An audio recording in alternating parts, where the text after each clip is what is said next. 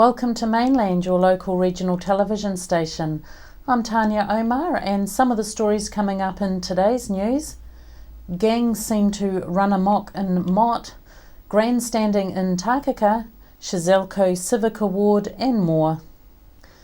Mainland TV understands there was a possible gang fight at Z Station just after midday on Sunday. Our source informed us that weapons were involved, but according to police, no arrests have been made. This is the police response to our request for information. Police were called to a disorder incident on High Street, Motueka, shortly before 1 p.m. yesterday. The group dispersed as police arrived and no arrests were made. Mainland will continue to follow up this incident and investigate any concerns around gang activity in our region. Mainland TV has been covering the reports of Nelson City Council's special housing areas, and with median house prices on the rise and housing affordability still an issue, we wanted to give you actual footage of two special housing areas approved in Nelson, both in stark contrast to each other. Well, we're outside the Gulf Road special housing area, and we're just giving a tangible look at what these special housing areas are offering. So we're over the road from the beach, we're in prime real estate, it's even advertised as your playground by the sea. And we're going to give you a contrast between Gulf Road and Orchard Road, because some of the answers from City Council have been that we are going to be able to provide affordable housing through these special housing areas.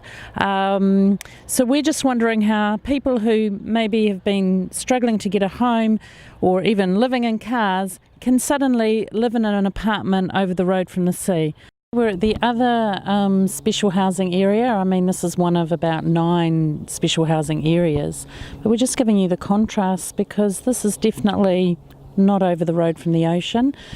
This special housing area has had involvement with the Nelson Tasman Community Trust, a trust that's really at the grassroots level of putting people into affordable housing. So we see here that this development is probably going to see people who are struggling to buy houses be able to afford to get into these homes.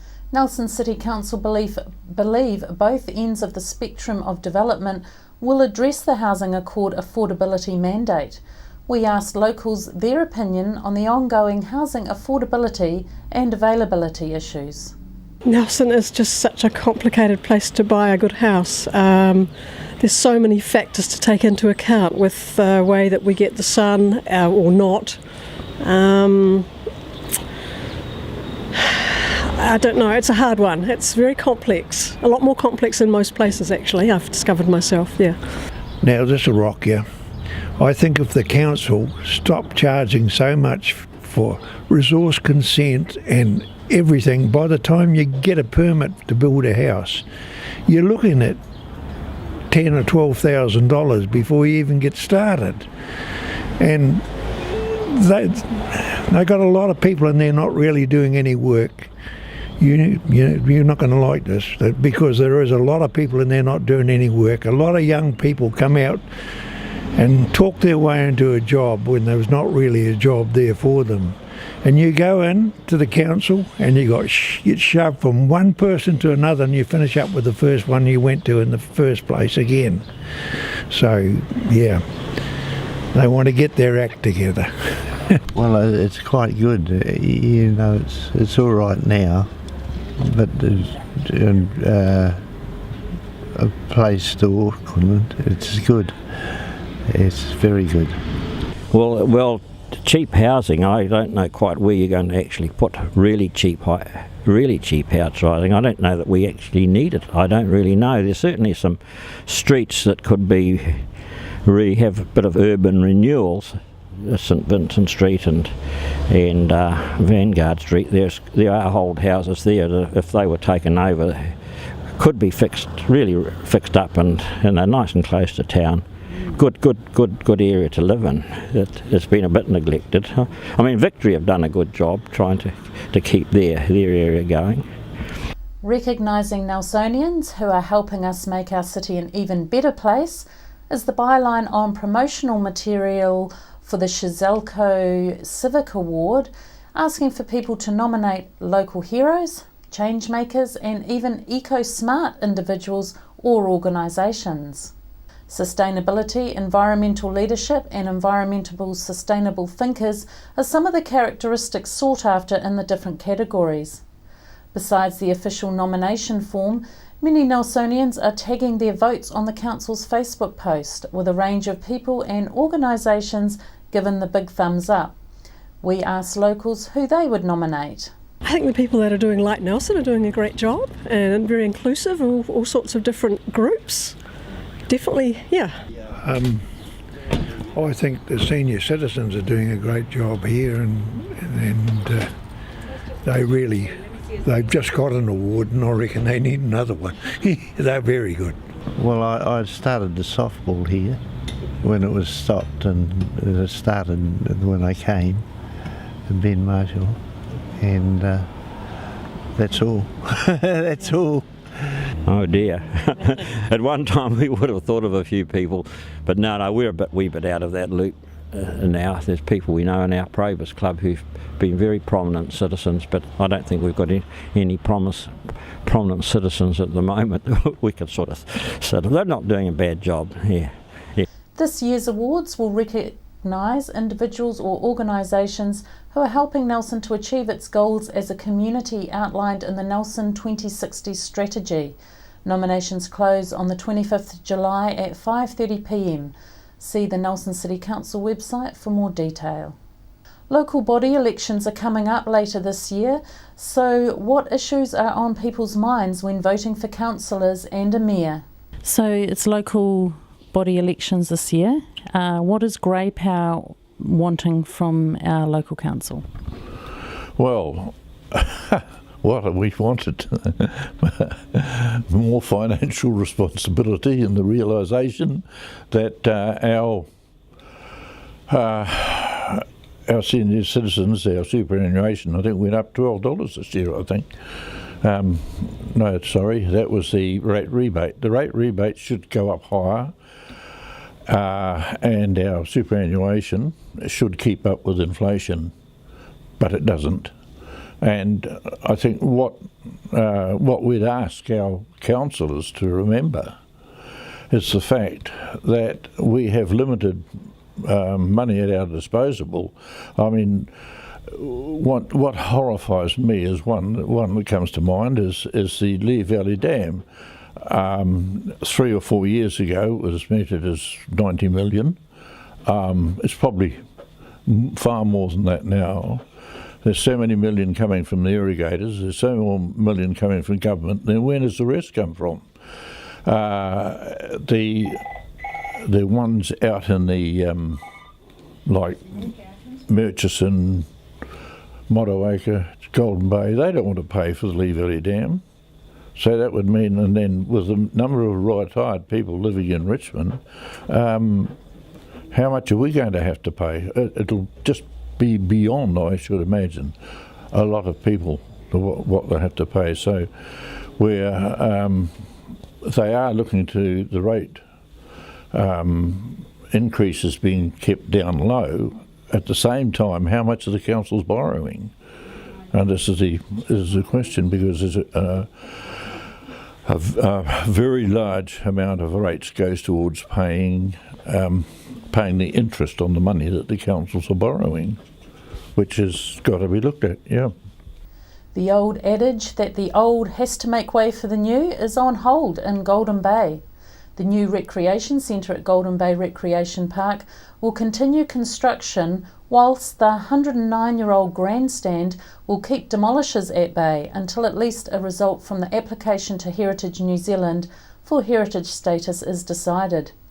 There are two schools of thought, one that the old grandstand should have heritage status, even though it is 7 years older than automatic heritage status, and another school of thought that the building has had significant modifications which will see it lose the application. The 109-year-old building is earmarked for demolition to make way for a car park as part of the Bay's new multi-million recreation facility. Chrissy Small spoke with local MP Damien O'Connor on his stand on the grandstand. What are your thoughts on that? Well, clearly they went out early on with consultation on the whole development, and there's been a few hiccups obviously with the subsidence there, and they're working through that. My understanding is that, people were late to realise what was going to happen with the grandstand. I've been out there and had a look at it myself. It's been developed underneath, so it's not the kind of old independent grandstand that it probably once was, and it is going to be hard work to shift it. So, the council's made a call on it. I listened to people who have come and said, look, at the last minute we really want to preserve this. I'm not in a position to say that the ratepayers should pay a whole lot more money for that. I think it's one of those calls that councils have to make. They probably don't want interference from myself, other than to say it would be good to have a grandstand at a facility, but the cost of shifting that one is not in my area of expertise, and in the end the council has to balance up the pros and cons of that. Local sisters Bryony and Jill Pearson, who have been actively campaigning for the grandstand to remain, were told by a council spokesperson that the demolition of the grandstand would come at a cost of $40,000. Bryony Pearson said they look forward to the new facilities at the site. However, they thought it would be short-sighted to have the grandstand demolished for $40,000 when it could provide the covered seating needed that the new facility will not provide. After the break, we'll bring you the latest weather update and some events and happenings coming up from around the region. Nelson Tire Center. Great prices, great service. Buy your own Bryford trailer. All types, all sizes. Hi, I'm Colin from Nelson Tire Centre. Come on down for a good deal. We're the team at JCar, right here in Nelson, 120 Hardy Street.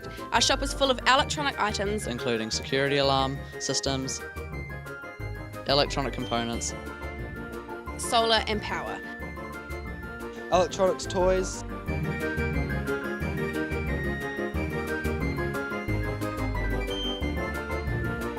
sound systems, cables, and much, much more. JCar. 120 Hardy Street, Nelson.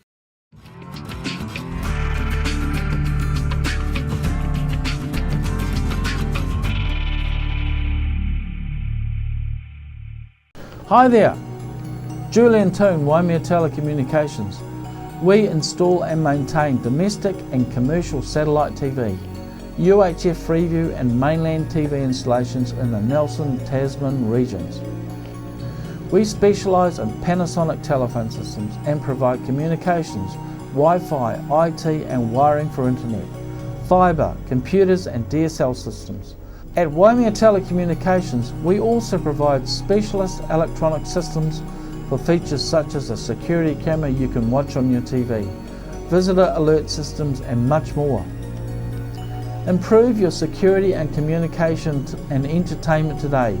Call us on Waimea Telecommunications on 021 472297, ytel.co.nz.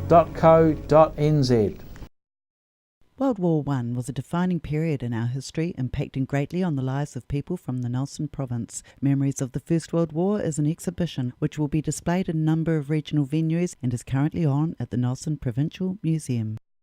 Why would you want to pay as much as $1,000 for a single bed mattress when you can buy a high quality locally made mattress like this for as little as $220? And a queen size mattress could cost you in excess of $3,000, but at Nelson Beds you could have a mattress like this as low as $425. So why would you go out and spend a fortune on your child's bedroom when you can come to Nelson Beds and buy a complete single mattress and base set, a 7-drawer Scotch chest, a headboard and a 3-drawer bedside cabinet for as little as $979? So call and discuss our custom manufacturing options and local after sales service at Nelson Beds, Nelson's only bedding manufacturer.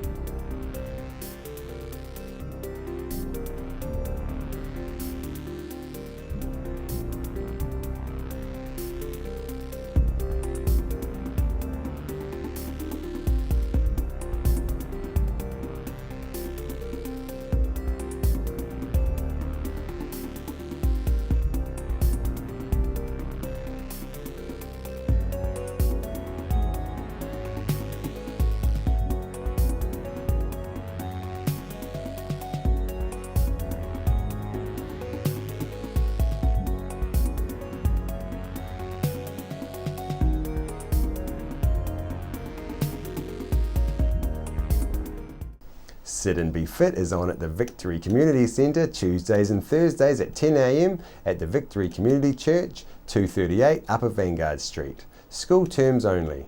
Fun while you get fitter, work at your level. For more information, please contact Shirley on 547 1433 or 021 121 8023. Victory 60 Plus is on Tuesdays at 1:30 through to 3:30 p.m. at 238 Upper Vanguard Street. You can join in for cards, games and a cuppa. For more information, you can contact Jan on 546 9057 or 027 4577. On behalf of the team here at Mainland Television News, thank you for joining us, and we'll bring you the latest news and events from around the region again tomorrow.